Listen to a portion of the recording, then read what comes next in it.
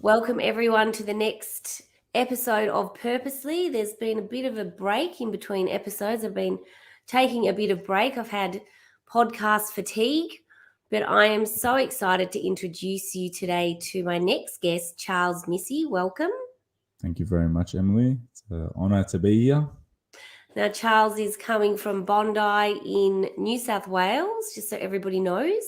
But the first question I ask all my guests is Mm. if you were at a dinner party or a barbecue, as we do in Australia, and someone said, G'day, Charles, how you going? What do you do?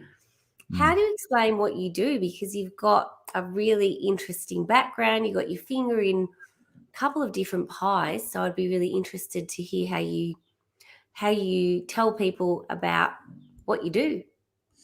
Yep, beautiful. So, what I would say to them is that I am a holistic health coach. I'm also an inner child shadow work guide, someone who guides people to go and do inner child work and shadow work.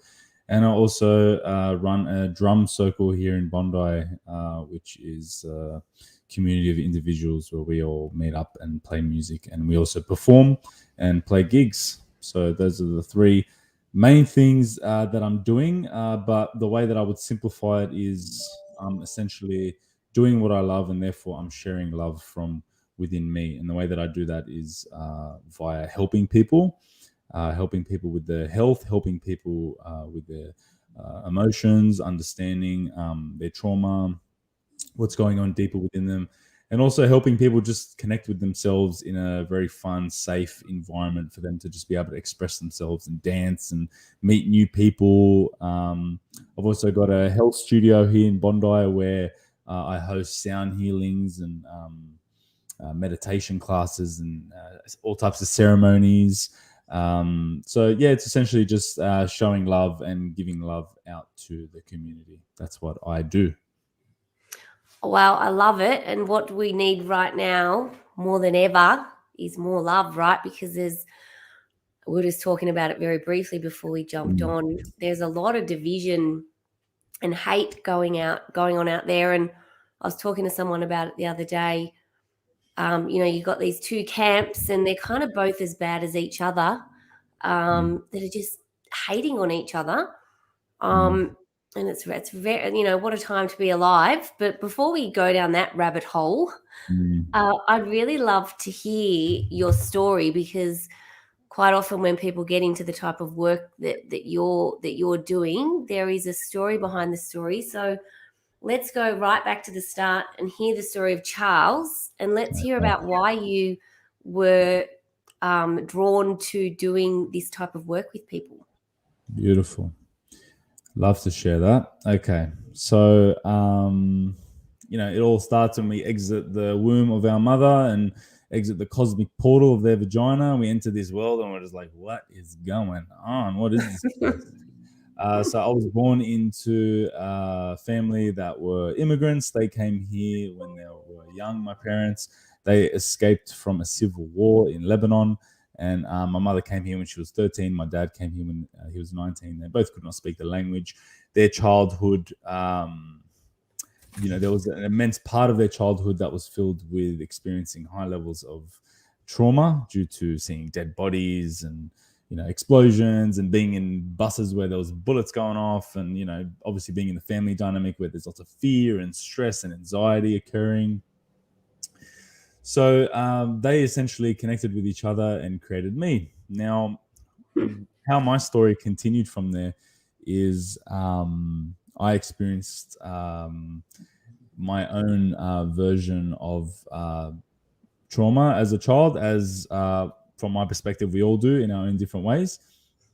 And what happened as a result of me going through that was I didn't know how to deal with it. I didn't know how to navigate myself through this emotional pain. I was experiencing high levels of anxiety and depression, just didn't know who I was. I was going down the road of addictions towards video games and pornography, and then also went down a bit of a path of street fights and getting bashed on the streets, and knives getting pulled on me and seeing people getting stabbed and getting bottled and just going down a bit of that path for a bit.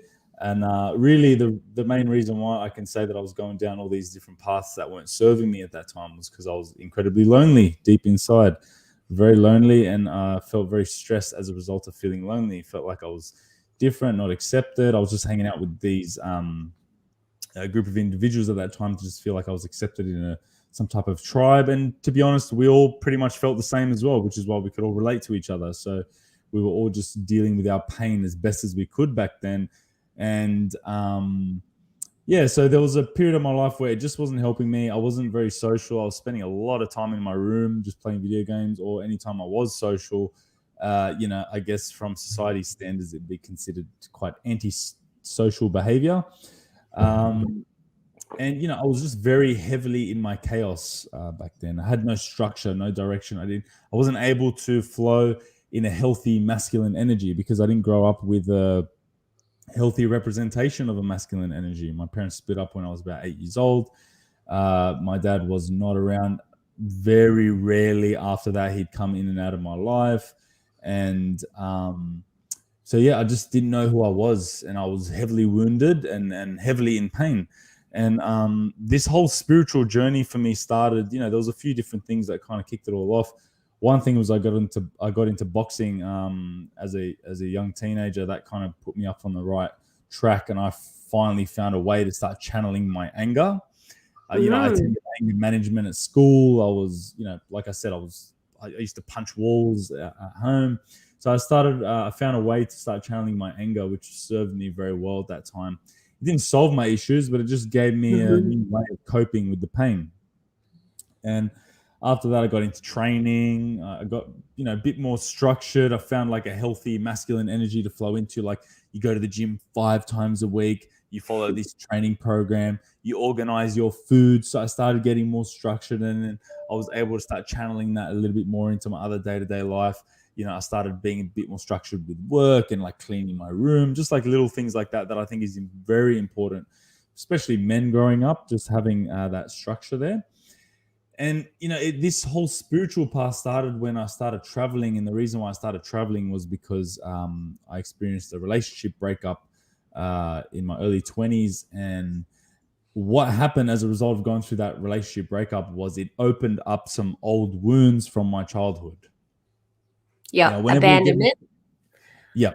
So whenever we get into relationships and we haven't done much work on ourselves, we're essentially just recreating the same type of relationship dynamics that we experienced when we were young, because that was the only reference that we had, and it's more known to us. And as a result of that, a lot of the wounds that we experience from going through those early, representations of relationships, they can reopen, and we can re-wound ourselves by going through those similar type of relationships again. So that's exactly what happened to me. Lots of pain arose when we broke up, and I just didn't know what was going on. I had no idea. I still had a lot of these beliefs that, it's weak to show emotions. You got to be tough. You got to be men. So I tried to block it out with training, but after, it was just getting too much. And I wasn't drinking or doing any drugs at the time, which worked out really well for me because I was just like feeling it all, but I just like, oh my God, what am I doing? All these thoughts.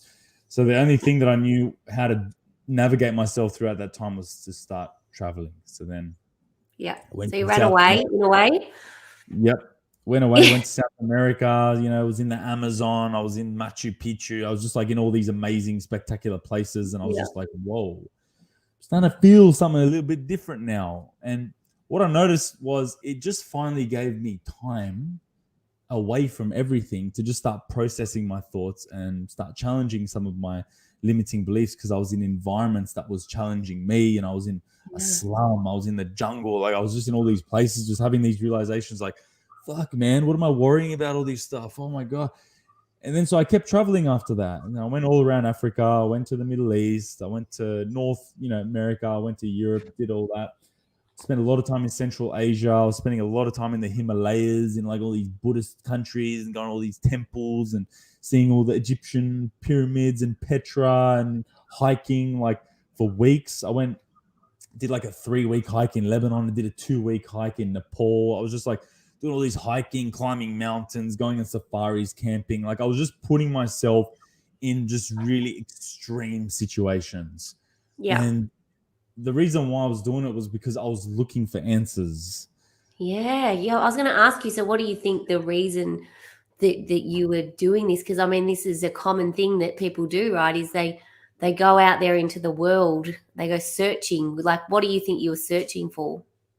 I was just trying to figure out who the fuck I was, really. Yeah. That's the best way I can put it. At the time, I didn't know, but subconsciously, that's what I was looking for. Because here, I wasn't connecting with here. I wasn't like Australia, like in the pattern I was in, just the unconscious pattern of working and working in the city and the weekend, whatever, just hang out. Like I wasn't finding what I was looking for, and it was that deep connection with myself, and I felt more connected with myself when I was going into like just middle of nowhere nature, and Yeah. Yep. it wasn't the nature that was like, here, this is who you are. It was just enabling me to start feeling what was going on inside of me and start, hearing what was in my subconscious, and therefore starting to realize things, because I was just in absolute, I was in the middle of the desert. Like, there's nothing distracting you in the middle of the desert. You're only left with yourself. Therefore, yourself is going to start coming out, and you're going to be like, oh my God, I've been holding on to this all along, and this is who I really am, and holy shit. So So a did you lot of that. find that when you were out there in those situations that like shit was coming up for you? Like, when Mm, you're when there's silence, and the reason that we make ourselves busy and we're addicted to being busy and taking action is because then we can't think about shit. But did mm. all this stuff start surfacing, and how did it surface, and what did you do when you're literally just out there by yourself going, well shit, like, did Ah. you have some epiphanies, or like was Oh there any yeah, moment? there was lots of epiphanies, and there was lots of experiencing that were bringing it out of me. Like, I was hiking the jungle, coming face to face with wild gorillas. Hiking up Mount Kilimanjaro, and fucking got altitude sickness getting to the top, and then just like all these different experiences where I'm just there going, wow, you know what? Life is fucking amazing. Yeah, Life is yep. amazing. Like, this is beautiful. Oh my God, I'm so grateful. Like, just challenging all these limiting beliefs that I had that were all revolving around, not being good enough, not having enough, got to do better. It's just like, I just like, what is the point of all that? Like, I've got Mm, everything that I need. Like, this is unbelievable. Like, this is amazing. So I just started feeling more love for myself, yeah, essentially. So I yeah. did a lot of traveling. And then I was coming back here, and I was back in Australia. I was like, kind of see what this place is missing. And it was really that deep connection to nature. It was that deep connection to spirit that a lot of these other cultures had. They're practicing, they have all these ceremonies and monasteries and temples, and like people in these villages and tribes. And I was just like, wow. And I'm coming back to the city. And I'm just like, oh man, this place is missing something like that. So I Mm-hmm. started finding it around here, and the way that I started finding it was through myself by meditating. I got into some psychedelic work as well. Started doing shadow work and inner child work on myself as well. And at the time, I was working as a personal trainer, and I was trying to help my clients. And here I am, like, these are the exercises, your diet, and I just realized that the real reason why people were struggling with their training and their health was, it was all because of stress. It was all because of limiting beliefs. It Still was up all because here. of exactly. It was all because of up here. And when I was in the sessions with them, I'm like, I don't feel like I can really help them in this time. We're in the middle of the gym. There's people watching. Can't really get deep with them. I know that there's something deeper that's driving them to like mistreat their body. So then I started learning about trauma healing and inner child work and psychology and all that. And then that's when I just kept going down that road, and I'm like, I like doing this more because I'm getting quicker results. Like, Yeah, yeah, what would have taken me years to for people to realize in personal training is taking me like a few sessions now, just because we're going straight to the source. And yeah. since then, I've just created the studio here. I've created an online program where we facilitate all this type of work. And since then, I've just been sharing my knowledge and my message the best way I know how to right now, everything that I'm learning on my social media. And this is where I've got to right now. Amazing. I love it. So my question is, for the people out there who don't really understand what this is, because there's all these people out there who, particularly in Australia, I find that men are very judgy, and they're quite reluctant to engage in inner work, breath work, doing, healing, trauma healing, connecting with their emotions, all that shit, because, as you said before, they've been raised to think that showing emotions is bad, the boys don't cry, all this shit that we're now hearing about now, that means that, like, in men's suicide rates are like absolutely astronomical in Australia. Mm. Like, if you could explain to a blokey bloke, shall we say, what Yeah. what is inner work and what is shadow work, and inner child work, and what does that mean, and why is it so important that we all do it? Because I get it, and I've done work around that, Mm. but a lot of people haven't, and they're scared of it, and they think that it's just, fluffy woo woo. Yeah. So if you could explain it in a way that you think that people will connect with and understand, I think it'd be really helpful. Cool. All right. So basically, in our early developmental years, from the ages of about 0 to 7, we are forming our subconscious mind. All right. Our brain is expanding and growing at such a rapid rate. And the reason why is because we are incredibly vulnerable at those years, and we need to learn quickly about what's going on in this reality. So you look at kids right now, they're looking at this, they're looking at that, they're touching this. It's hot. That means it's hot. Don't touch that. They're constantly learning, and they're constantly realizing things. They're constantly having realizations. Now, as we enter into this world, we don't choose who our family is. We don't choose the external environment. We don't choose what our family members believe. That is all given to us. Okay.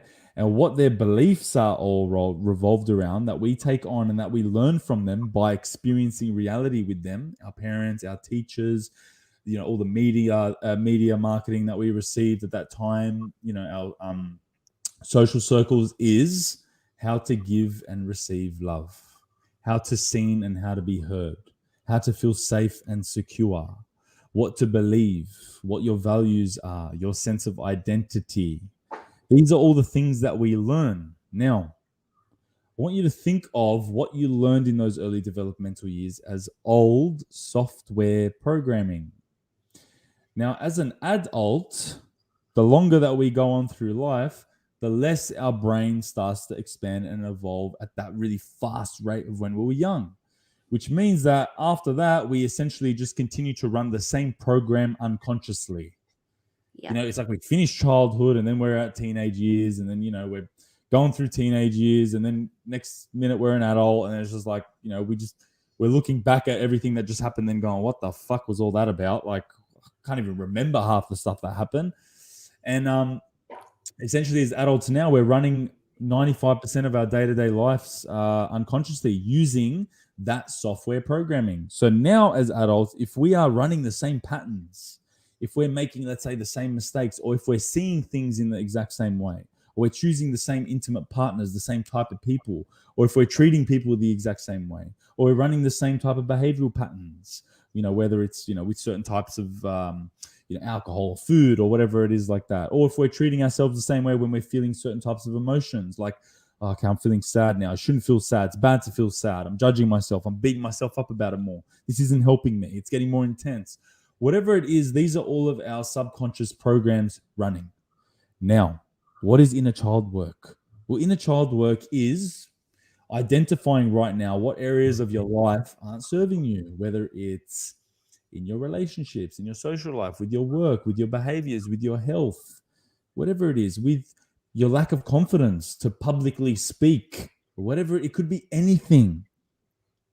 It's just opening yourself up to curiosity and compassion with it, so you can begin to go deeper with it, so you can find out why you are running that program, why you believe that, because it all stems from somewhere. Maybe Yeah. you struggle to publicly speak, and you may not know this, but because when you were young, anytime that you spoke, you got talked down on. And that made Yeah. you feel like you weren't good enough, and therefore you didn't feel like you were being heard. That made you feel like what you had to say wasn't important. Therefore, you weren't important. And if you weren't important, that meant that you weren't worthy of love. So now you struggle to publicly speak because you feel like what you have to say isn't important. So every time you go out there, you freeze up and you stress out and your heart rate elevates and your blood pressure elevates and your muscles contract.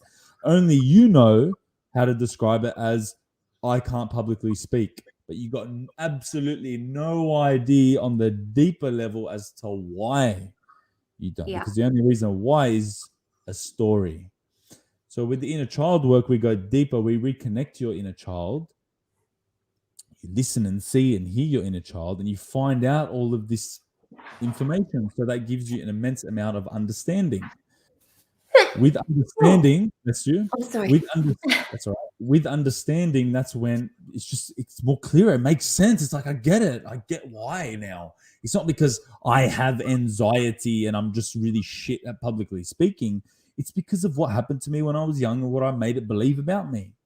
Then what we Yeah. can do is we can start to rewrite the story and change what it means to you. Like, in actual fact, the reason why that they were talking over me was because they were just trying to tell me what the best thing was for me from their perspective back then, because they wanted me to be the best possible version of me that I could be, because they loved me so much. Because they loved me so much. Because I was so worthy. Because I was so important. When you shift your perspective, you realize, fuck, okay, what I have to say is important. And then that's when we can start to reprogram that and reinforce this new belief, so that every time you're in public and you're speaking, anytime this anxiety or this fear rises, you can comfort yourself, be like, it's okay, I understand why this is coming up. It's coming up because of this old story that's not true, because the truth is I am worthy, I am loved, I am enough, I am empowered, and I am going to fucking say what I want to say.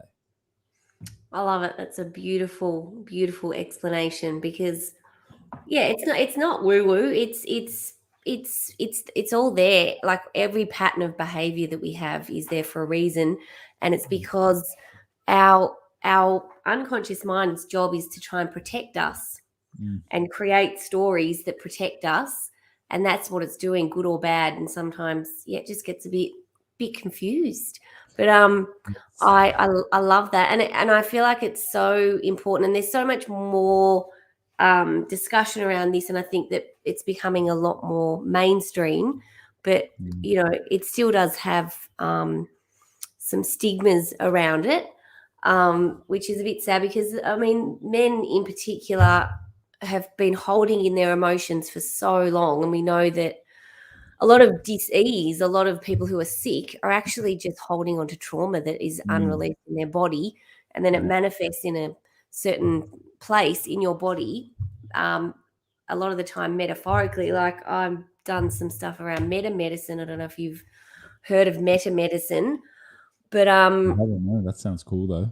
it is really cool. It's really interesting, because a lot of women who have problems with their reproductive system, it's because they've suffered some kind of sexual trauma a lot of the time.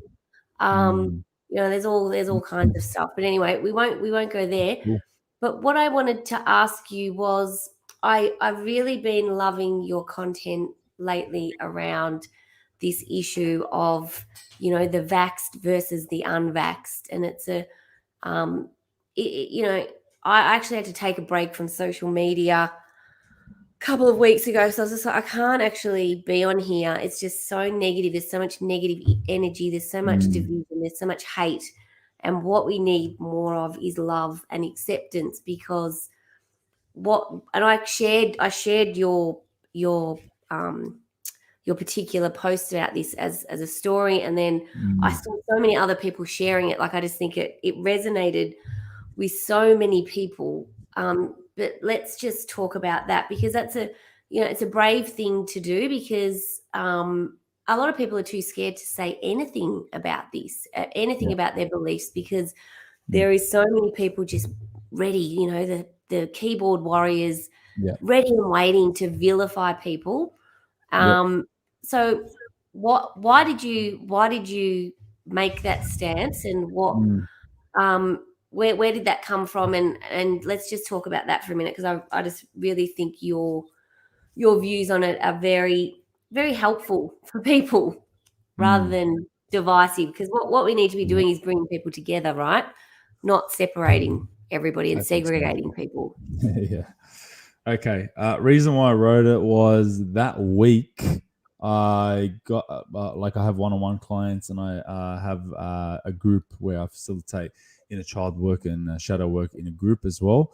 And that week I had a lot of people coming up to me who were bringing forward things that they were struggling with in relation to, making a decision around it.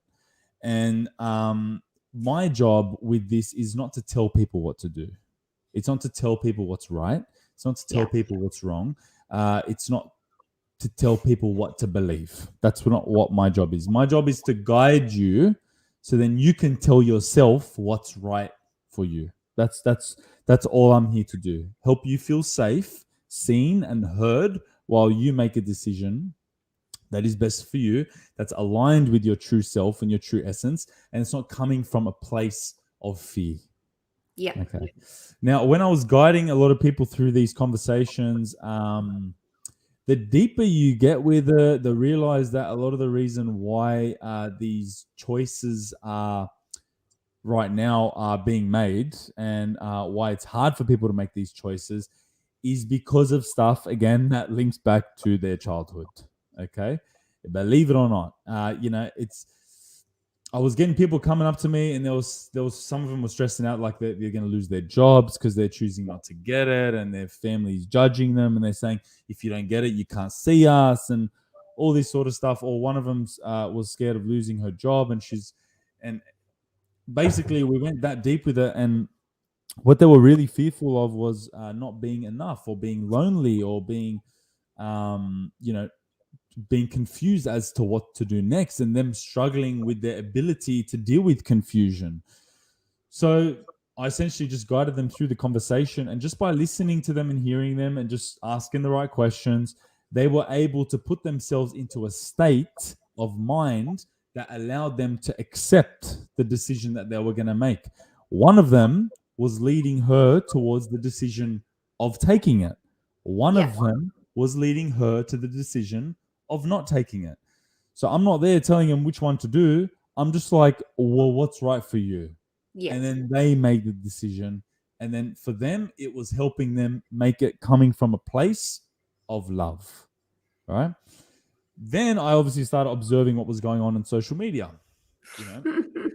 There's a post, and then bang, all you got to do is look at the comment section, and it's just judgment central. Now, the issue with judgment is it closes people off when we are judging other people. It closes them off. They don't feel seen. They don't feel heard. They don't feel safe, and therefore their stress levels increase. It will bring up some stuff potentially from their childhood about when they were judged, and as a result of that, it doesn't allow people to have rational conversations that are calm and where because first, the way I see it, if people are in fear, first we've got to decrease the fear, so then people can use the part of their brain that's associated with logical thinking. Then we can have the logical conversations, and then people can have make a decision. But now it's, you've got fear, and then you've got judgment, so that's just adding more fear. So then it's making it very hard for people to make a decision now that's coming from a rational place, whatever side of it you're on. So my message was, we're not here to control people and tell them what to do. If you want to make the choice to do this, you can see them, listen to them, just understand them. Show them compassion, show them some love, so they feel safe, so that then, if you want, you can have a potentially rational conversation. Now, the only way that people are going to be able to do that is if they can do it with themselves.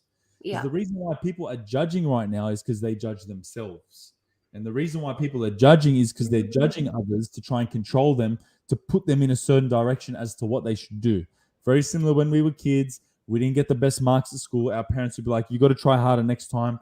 That's not good enough. You can do better. Stop hanging out with your friends after school. You're wasting time.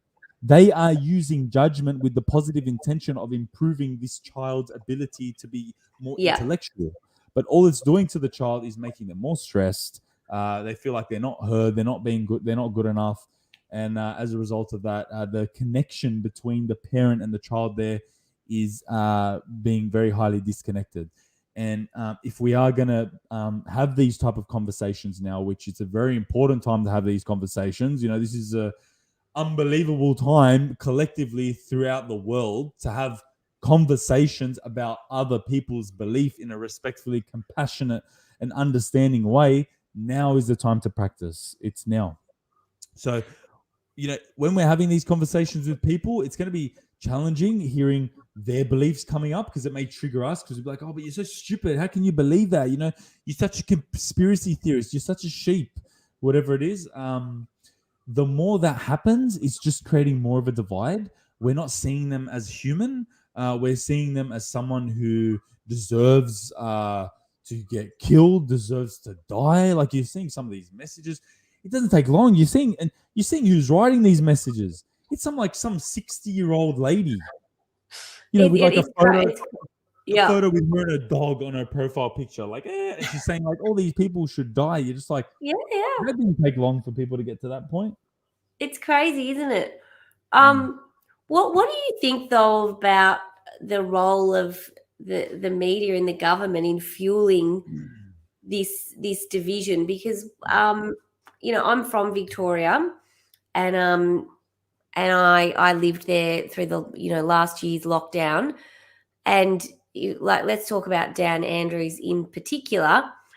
The language that he's using at the moment, I find very triggering for me. I find like it really just pushes my buttons and makes me get really upset and really angry, because the language that he uses feels to me, and this is how my version of it is, that he is trying to perpetuate this divide and this division and this segregation and hatred. That's how I. Pardon? So what do I think about that? Yeah, what do you think about his I don't know if you've been following him and him in particular and some of the things that he's been saying, but I've been following him. All right, he's my biggest fan. So what do I think about it? Okay, he's using very black and white type thinking. Like, this is right, this is wrong. There's no gray area. Very rigid. Very rigid way of thinking. Essentially means that you're staying pretty much locked into your ego, your subconscious mind. There isn't much flexibility. I think it's important to remain flexible with anything in life, because no one really knows. No one knows everything. Black and white thinking, it's like, this is true, this is not true. I think it's quite limiting, using a lot of that type of language.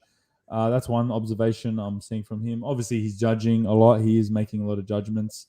And just from my perspective, his positive intention for judging is to put people to do something that he believes is right. Yeah. Now, the media's role in that, the thing with the media, the way I perceive the media is a controlled perspective. Yeah, okay? Of course. That's essentially what it is. It's a controlled perspective that makes you feel stupid if you don't believe it. Yeah. So you think about like the media, it's got like the presenters, it's got the reporters, it's got the film crew. You've got thousands of people that all work for this media type organization, but ultimately, there's one person at the head of it. And if that one person doesn't like what's being said, well, then it won't be said. So it won't be shown. They won't be shown. So media can be very limited with how many types of perspectives it can show. And as a result of that, it will show you a story. And that story will be used to tell you this is what's true. This story is true. And just the way like any other marketing works, if we're looking at like any other products, essentially marketing is capitalizing on people's insecurities to buy their products. And fear-based. That's right. It's like, your skin sucks. Buy this super cream to make your skin feel nice. Your teeth are all distorted and fucked up. Get nice teeth today or whatever, so you can feel enough and love. Essentially, that's what a lot of all marketing is based on, and the media is no different. It makes you feel stupid for not believing what they're trying to tell you, the same way that marketing makes you feel stupid for not buying their products. So media just uses very basic psychology to manipulate people. And when I say the word manipulation, manipulation, the word in itself, it's not a bad word, because we manipulate everything in our daily lives. Like if I'm gardening, I'm manipulating the garden so that it will grow more fruits. Now, I think it's the intention behind the manipulation that is important, because in my job, I manipulate people. I ask them the question so that they can realize that they love themselves. But that's what I'm using manipulation for. The same way that manipulation can be used to cause people to believe that they should be living in fear and other people are stupid and they shouldn't be friends with them, and stay away from these types of people and whatever. So that's how I see the media. And I used to get heavily triggered by the media. I used to get heavily triggered by politicians. Until now, I understand it. Like, I understand. Like, and I think now for all of us, it's important that we just understand it, because by understanding it, it's like, yeah, I get what he's doing. I understand why he's doing that, and I understand what the media is doing, and I understand why they're doing that. Doesn't mean that I agree with it. Very similar to if someone was to give me, if I was to understand how an atomic bomb works, I can be like, yeah, I understand how this works. You put this chemical here, and then you do this, and then the count of 3, it goes bang. I understand how that works. Doesn't mean I agree with it, but I understand it. So I think now the most important thing is just to give understanding to everything, because the more understanding you're giving everything, the more perspective you're seeing through this whole situation that 7-8 billion people are going through right now. I love that. That's really good. That's been really good for me, because that whole judgment thing is a really good lens to put this whole thing through. And I knew that this was all about judgment, but taking it back to basically our beliefs around ourselves and our childhood or whatever it might be has just it's just opened up this new thing in my brain to go, okay, so that's why people are reacting in that way. It's actually they don't even know that they're doing it. They can't control it. It's literally a trigger, and I shouldn't judge them for that. And it's like, this whole thing, just because somebody thinks differently to me doesn't mean that they're wrong. It just means that they're different, right? And that's what we need to do with this whole thing, and stop buying into divide and conquer, because it's not helpful for anyone. We need more love. We need more acceptance. People need to stop pushing their beliefs about this whole thing onto other people. I'm guilty of that. There was a time when I was doing that myself, because I was going through all of this shit, living in Victoria with my son. And I understand why you would do that. Yeah, because when you're in it and you're like really angry, and also like you've just raised something for me personally. One of my highest value, and I've done a lot of work around my values. I've done a heap of coaching, NLP work, all the things. And I've worked out that my highest value is independence. And so if you can imagine someone with the highest value of independence undergoing or being subjected to a lockdown and then being told you must have a vaccine, it's really triggering for me, because my highest value is about being independent. And that stems all back to my childhood, because of a whole bunch of reasons, which I won't go into because we don't have enough time. But understanding that, like, you've just really helped me go, well, fuck, okay, that all kind of makes sense. I kind of was thinking about it, but it didn't click. And so, I think that's something that everybody could do, is go, well, what are my values, and why is this situation rubbing me in this certain way? Why am I reacting in this way? What's it about? Like, really? Exactly. And that there is conscious behavior. And right now, we're going through this period right now, and my belief is that the way out of this is for people to rise up in consciousness, and it starts with being conscious with yourself, understanding yourself, why you're feeling the way that you're feeling, why you're thinking the way that you're thinking, and then just putting yourself into other perspectives and understanding them. Like after I posted that, I received a lot of judgment after that. A lot of people were messaging me saying that I'm a murderer for Oh making my God. I was going to ask you about that because I can imagine you would have got a lot of positive a lot of comments. positive, yeah, a lot of A lot positive of positives, feedback. but did you get the hate? Like, and you know what? Like they say, you say you haven't made it. You haven't made it in this day and age until you start getting the hate mail. Do you know what I mean? Like people start Okay. like trolling you. So did you got trolled? Oh yeah, people were saying this and that, and you know, I was there receiving all of it, and I'm just there going, yeah, like I understand why these people are doing it. You know, Yeah. it's got nothing to do with me. Like they can think whatever they want to think, and I understand why they're thinking that way because they think that I'm making it okay. Like everyone should, make their own decisions, and we should love each other. And like they're saying that like that's dangerous. No, we all got to do this one thing. That's what we Yeah. have to do. This one thing. If you don't do this one thing, you're dangerous. You're endangering You're everyone. a bad person. Yeah. That must mean you're a murderer. And I just had to see it through their perspective. Yeah. Doesn't mean that I believe what they're saying, but I'm just like, yeah, okay, yeah, I understand what they're thinking. Bang, it's got nothing to do with me because that's not what my intention is. Cool. I know who I am. I love that. And I think that that's a big lesson for a lot of people is when people are judging you or being mean to you or treating you bad, it's literally got nothing to do with you. It's actually Literally. on them. It's their shit. And Yeah. they're just projecting it onto you. You're That's just there. it. So, Yeah. it's actually not about you. And I used to think that everything was about me. Do you know what I mean? Like Name is me. um I was a people pleaser, like wanted everyone to like me, like it's my personality to just want to be Yeah. liked and socially accepted. And it's taken a long time to cut all of that loose and just be happy in my own space and be happy within myself. And Yeah. it's some people just aren't there yet, and that's not their fault. They're just doing their best. But Exactly. Everyone's just doing the best that they can right now for this very moment. exactly, and it's a fucking pretty epic moment in Huge. history. And Huge. like everyone just has to make the decisions that are right for them. I think that's a really good message. But I feel like we could talk all day.